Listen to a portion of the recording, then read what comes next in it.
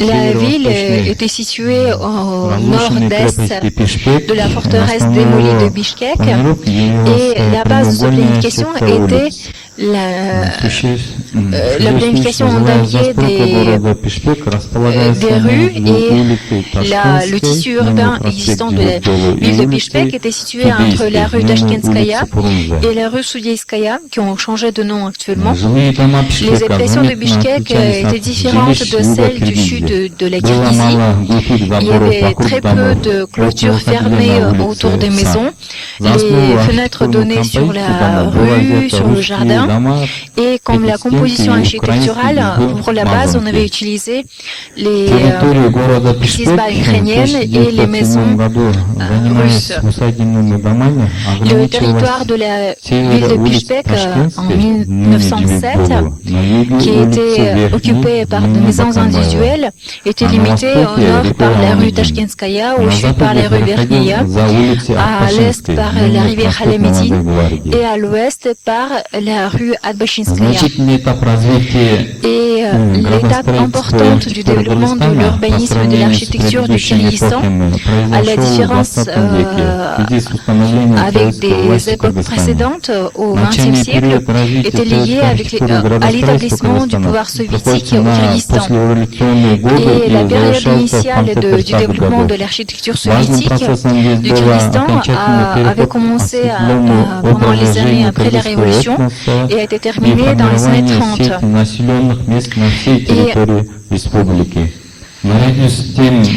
en même temps, avec le développement des villes historiques telles que Osh, Ouzgen et autres, le territoire des villes avait accru rapidement, notamment la ville de Bishkek, Karakol, Tokmok, et il y a des cités ouvrières qui apparaissent, surtout là où il y avait des exploitations minières.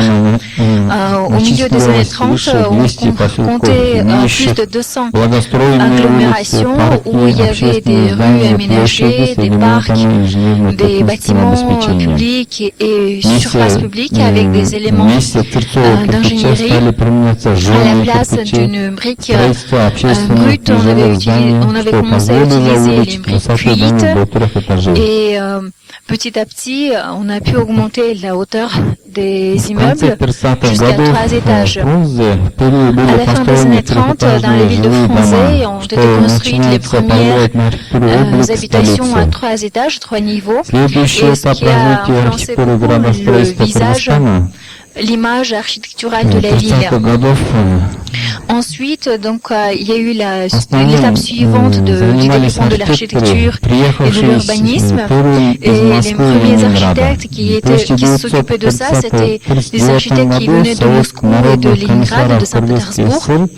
En 1939, le Conseil des commissaires populaires de la République kirghize avait approuvé le premier document d'urbanisme. C'était le schéma général du développement de la reconstruction de la ville de Frunze. Les idées principales représentaient le regroupement des éléments de planification, la reconstruction des quartiers résidentiels et de mettre en relief des artères principales.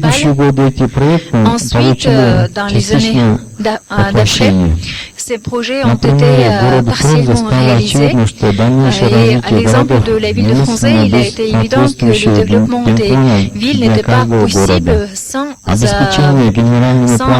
approbation d'un plan ou d'un schéma général de la ville. Ce qui pourrait servir d'une base solide pour le développement ultérieur de l'urbanisme kirghize. Ensuite, pendant la décennie après-guerre, la construction des habitations a été caractérisée par la transition à l'élaboration des projets types et la construction d'habitations pour le plus grand nombre. La première série de ces habitations à 2 ou 3 niveaux ont été élaborées par l'architecte Albansky. Et pendant cette période, presque dans toutes les agglomérations, on avait construit des écoles, des clubs, des bibliothèques, des hôpitaux. et des bâtiments de commerce. En 1955, il y a eu une révolution dans l'histoire de l'architecture soviétique parce qu'on avait adopté un décret spécial du comité central du Parti communiste de l'Union soviétique qui voulait éliminer les surcharges architecturales et faire la transition de tout le génie civil, de toute la construction aux méthodes industrielles. Ainsi, on avait adopté des solutions architecturales les plus économiques possibles. On avait réglementé durement la construction et on a donné la préférence à la construction des villes avec des grands ensembles résidentiels.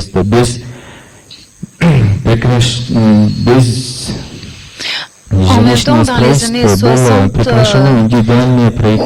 avait presque arrêté l'élaboration des projets individuels pour des habitations.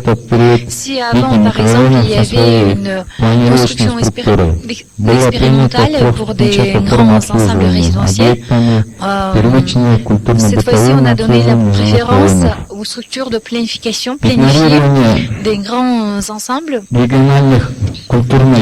En même temps, on avait ignoré des traditions culturelles et historiques régionales et le caractère industriel dans la formation de l'architecture, malgré une amélioration relative du confort d'habiter dans ces maisons, avait quand même provoqué des reproches justes de la part de la population locale.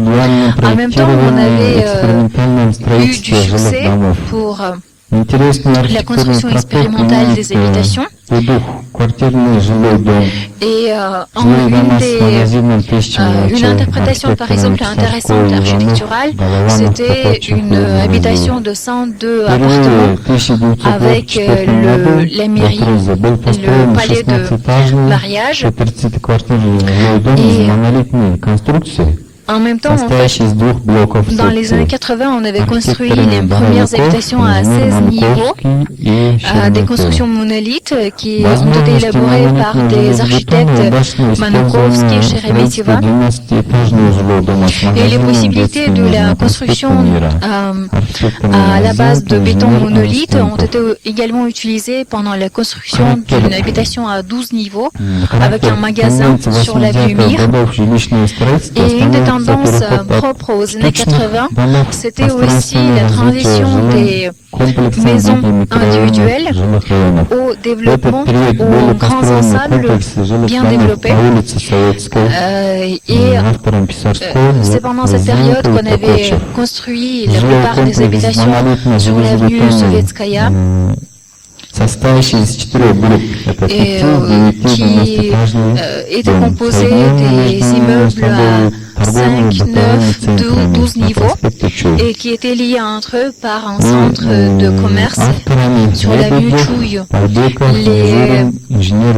Les auteurs, c'était Lebedev, Babiakov, Nejurin et Bouchouyev, qui avaient mérité les diplômes de l'Union des architectes de l'Union soviétique. Aussi, un trait propre au développement de l'architecture des habitations de la période des années entre 1970 et 1990. Et il y avait le fait qu'on avait transformé les rez-de-chaussée des habitations en des surfaces commerciales. Et il faut dire qu'après les années, après la chute de l'URSS, après les années 1990, depuis que le Kyrgyzstan avait obtenu son indépendance et il s'est retrouvé dans les conditions d'économie de marché, on avait également transformé beaucoup de choses dans l'architecture de la ville. Et on avait trouvé, il y a eu de nouvelles tendances apparues. Il faut dire que les grandes commandes de l'État ont été arrêtées. Il y a eu une certaine baisse pour la construction des habitations. La plupart des institutions d'élaboration des projets ont arrêté leur existence et il y a des organisations privées plus petites qui ont apparu à leur place. Et ensuite, dans les années 90, dans les années 2000, il y a des nouvelles tendances qui ont apparu dans l'architecture. On essaye maintenant de trouver des formes plastiques, trouver un langage artistique en utilisant des objets ethnoculturels qui pourraient exprimer des idéaux esthétiques et des représentations orientales du pays sur l'organisation harmonieuse de la vie des villes et villages du Kyrgyzstan. Et en même temps, la construction des habitations à plusieurs niveaux se sont activées. Et il faut dire que dans les villes et dans les centres régionaux du Kyrgyzstan, la plupart il y a des immeubles à 1 ou 3 étages. Tous les ans, il y a la population qui croît, il y a l'immigration interne et d'autres problèmes sociaux exposent un autre problème devant les architectes. Et pour trouver des nouvelles normes d'architecture, peut-être augmenter le niveau des habitations pour pouvoir résoudre ce complexe des problèmes qui existent liés au lieu de résidence des personnes qui se déplacent et également assurer une vie confortable pour ces gens. Et voilà, présentant la carte du Kyrgyzstan, que vous pouvez voir où il y a des habitations et il n'y a pas d'habitations. Les zones vertes, ce sont les maisons individuelles. Donc vous pouvez imaginer qu'avant il y a eu une discussion comment nous pouvons voir combien de maisons individuelles existent autour de Bishkek. Ici, sur cette carte, nous pouvons voir dans quelle région et quelle catégorie de maisons existent. Je vous remercie beaucoup pour votre attention.